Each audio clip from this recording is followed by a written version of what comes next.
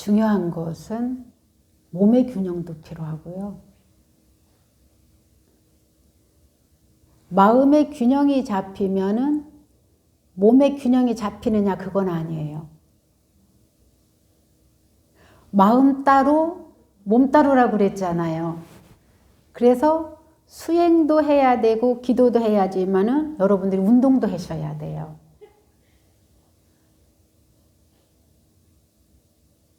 그리고 몸과 마음의 균형이 잘 이루어졌을 때 그럼 삶의 균형도 필요한 거예요. 삶의 균형이 뭐냐? 이거를 나의 수입은 10만 원인데 이 10만 원 가지고 어떻게 쪼개고 살까? 내가 1,000만 원이면은 1,000만 원 가지고 남는 돈 저축도 하지만은 많이 들어올수록 이런 기회에 복을 져야 돼요. 그러면 적게 들어오는 집은 복을 안 짓느냐? 아니요. 적게 들어오는 집은 복을 져야 부자 돼요. 많이 들어온다고 교만할 게 아니라 흥청만청 쓸 게 아니라 어떻게 균형을 잡아갈 거냐. 그래서 여기에서 천지팔량 신주경에서 정말로 핵심으로 부처님께서 말씀하고 싶은 거는 뭐냐. 많고 적음이 문제가 아니라 부처님은 오로지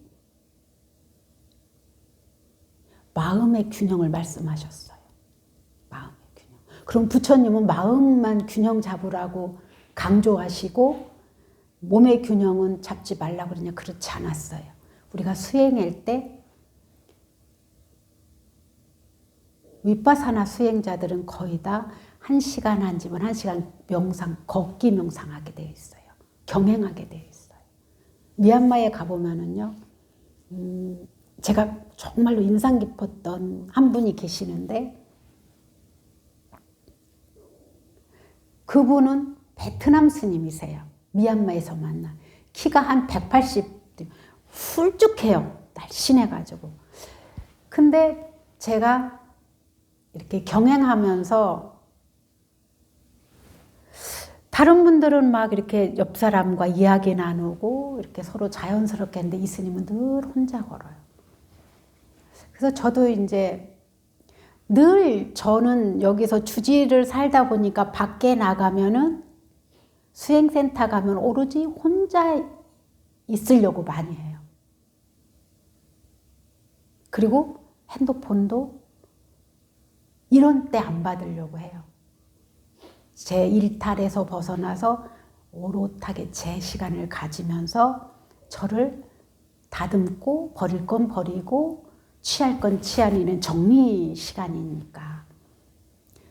근데 그 스님이 이렇게 걷는 모습이 얼마나 저렇게 거룩하게 걸으시고 명상을 하시지? 그래서 제가 그 스님을 쫓아서 해본 적이 있는데 2시간을 걷는데 한 번도 주위에 마음이 흩어지지가 않는 거예요.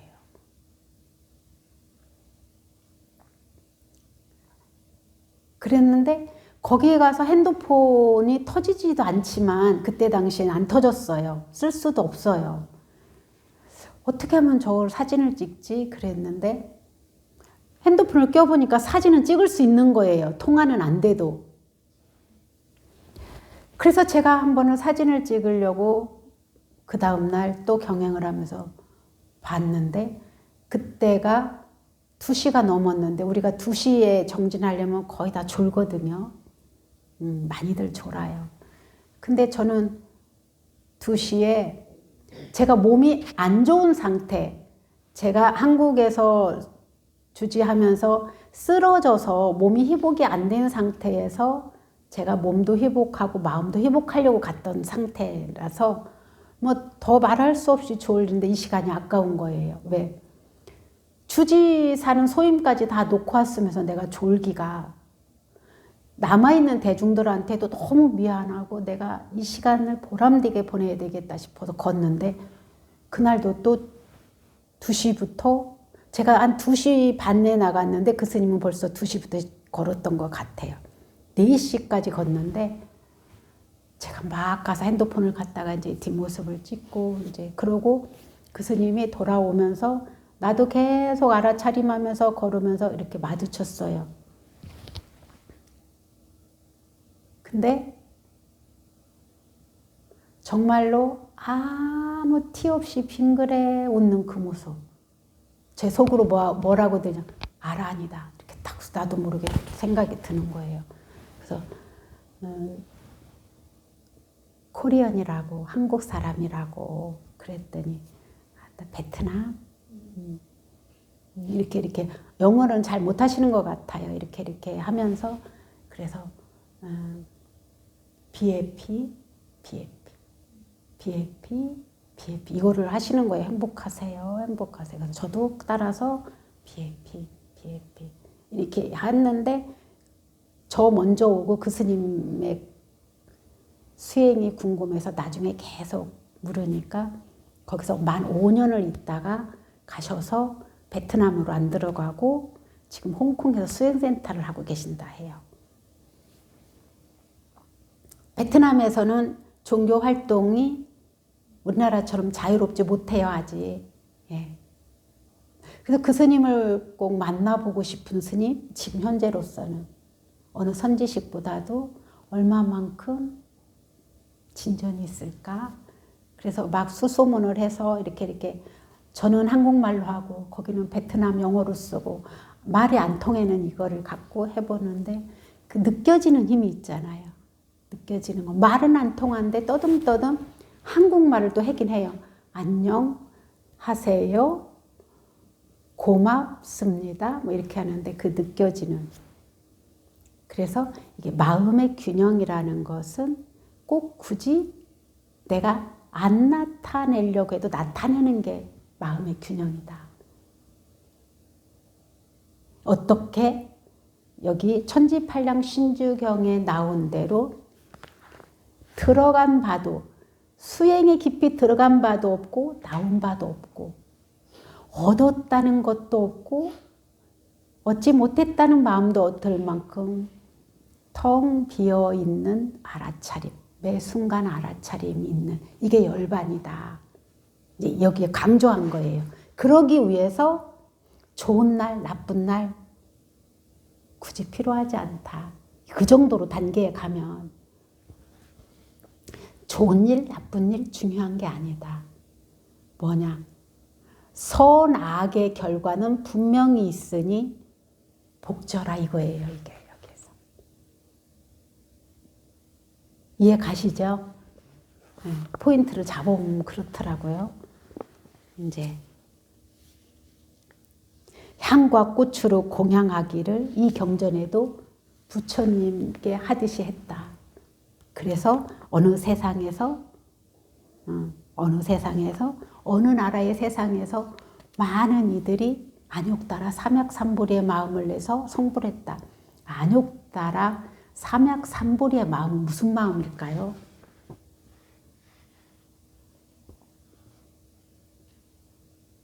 나도 부처님과 같이 우위 없는 깨달음을 반드시 이루겠노라고 다짐하고 소원하는 마음이에요. 조금 전에 반야심경을 할 때 안욕따라 삼약삼보리 나왔죠. 이거를 줄이면 안욕따라 삼약삼보리의 뜻을 잘 잃어버리겠걸라 발보리심 하세요. 깨달으려고 하는 마음을 일으키는 거예요. 깨달으려고 하는 마음을 일으킨다는 건 뭐냐? 내가 어리석음에서 벗어나 부처님과 같은 지혜를 이루겠다는 마음이에요. 그러면 이 마음을, 이 단어를 또 줄이면 뭐냐? 발심이에요. 그러면 발심은 뭐냐? 마음을 일으켜서 내가 반드시 고통에서 벗어나야 되겠다. 고통의 원인을 다 끊어야 되겠다. 이건 뭐냐? 어리석음을 끊고 복덕과 지혜의 길로 가겠다 이거예요. 이게 신중기도의 포인트예요. 신중님께 우리가 기도하는 건 뭐냐? 저분들은 아직 도를 완성한 부처님들이 아니에요.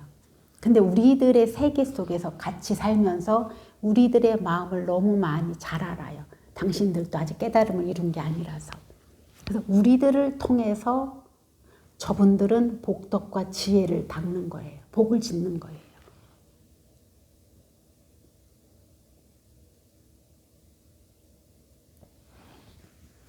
그러면은 온전한 행복, 그 깨달음의 세계는 어떤 거냐?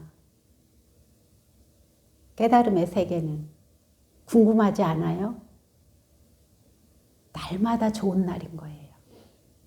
달마다 좋고 해마다 좋고 괴로움이 없는 세상에 사는 거예요. 근데 우리는 좀 어떨까요? 작은 일로 막 때로는 안달복달하고 작은 거를 탁 놓으면 큰 게 보이는데 작은 거에 매달려서 사는 우리가 범부중생이고 소인이라고 해요. 이 작은 거를 놓고 큰 틀을 보고 어떤 세계? 부처님의 세상을 보고 부처님을 따라가려고 하는 게 대장부의 마음이에요. 여러분들이 어떤 마음으로 살 것인가 다짐을 했을 때 저 84,000 신장님들 어느 신장님들인지 간에 내 마음을 딱 잡아주고 함께 하는 거예요. 누구처럼? 우리가 세상에 사는 경호원처럼 나를 보호해주고 복덕과 지혜를 닦을 수 있도록 딱 늘 보호해주고 안전하게 해주는 신장님들. 그래서 여러분들이 때로는 막 기도 열심히 하면은 어떤 길상상스러운 꿈도 꾸기도 하고 이러는 것들이 다 신장님들의 역할이에요. 우리들하고 너무 밀접해 있어요, 저분들은. 왜? 대통령을 만나긴 너무 어려운데 동네 파출소 경찰 아저씨를 만나긴 너무 쉬워요. 똑같은 겁니다. 근데 이분들이 동네 파출소 경찰 순경 아저씨들도 우리 보호해 주세요 부탁하면 어때요? 이분들은 우리를 보호해 주죠.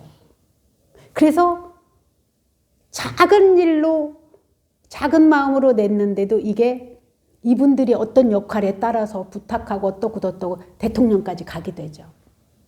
대통령 만나기 너무 힘들거든요. 그래서 늘 우리와 가까이 지내는 분들이 신장님이다. 그래서 이렇게 연초가 입춘이 되면은 올 해년을 기륭화복에서 우리가 흉한 일에서 우리를 보호해주고 흉한 일을 복으로 바꿔주고 또 악한 거에서 벗어나서 선행 공덕을 닦고 화에서 화근 덩어리에서 우리가 헤쳐나가게 우리를 보호해 주세요 라고 하는 거예요. 그래서 입춘 기도를 신장 기도를 하면서 보내고 있고 저희 절에서는 매달 첫째 일요일부터 둘째 일요일까지 신중 기도를 하는 게 한 달을 시작하면서 한 달을 또 맡기는 거예요. 우리 마음이 흐트러진 마음을 또 가다듬는 거예요. 질문 있으면 이제 하세요.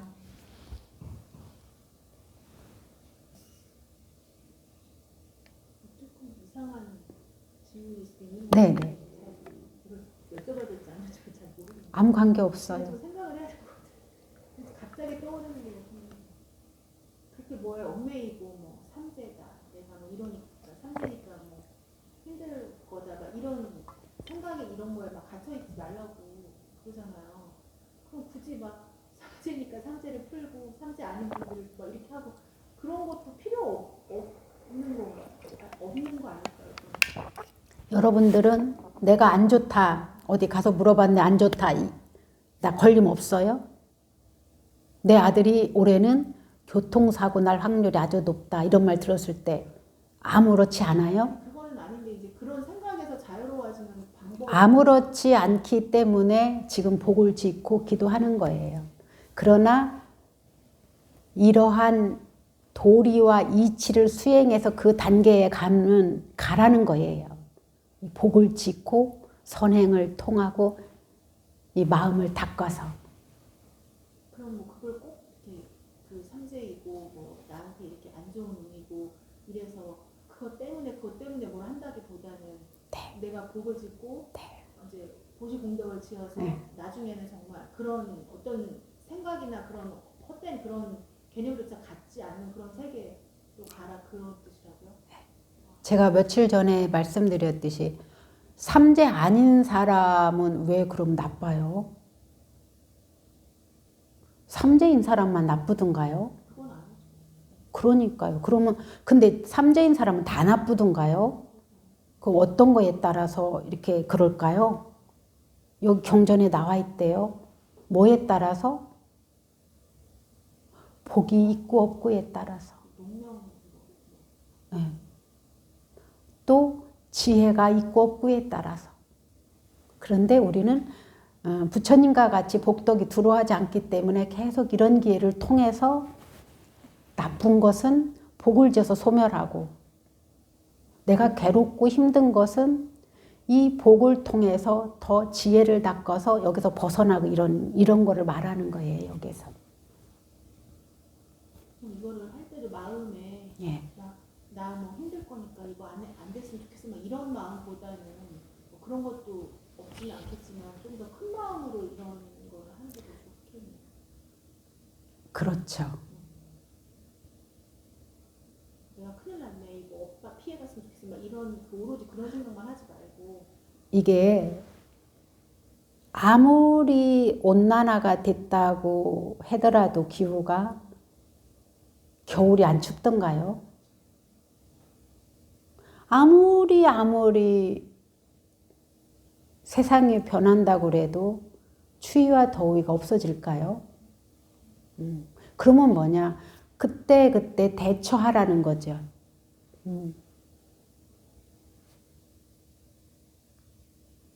대처할 때는 반드시 때로는 대가도 치러야 되는 거죠. 수고스러움도 겸해져야 돼요. 이게 부처님과 같이 우리가 복덕과 지혜를 두루 닦으려면 이런 과정이 필요한 거예요.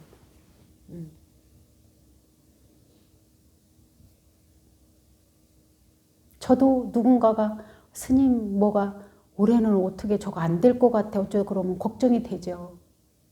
걱정이 돼도 이걸 그럼 어떻게 풀어야지? 아 그러면은 내가 놀 건 놓고 좀 기다리자. 아니면은 아 내가 복이 여기까지인가 보다. 그러면은 미루자. 내가 아직 때가 안 됐나 보다 인연이.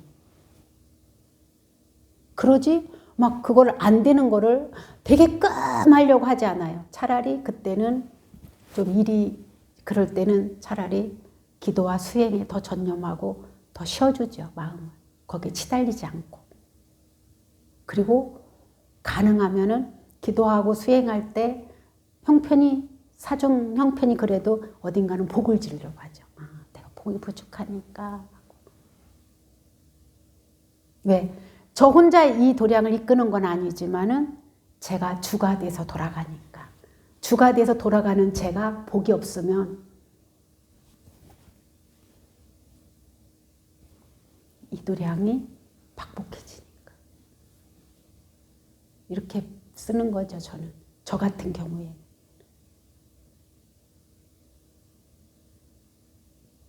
이게 보시하고 복덕 짓는 거는 종교랑 상관없이 이렇게 많이 보시하고 이렇게 막 하는 사람들도 있잖아요. 그렇죠. 그런 사람들도 그러면 자기들은 그걸 모르고 할지는 모르나 우리가 그럼요. 복덕 지혜를 다 그럼요. 있는 거죠.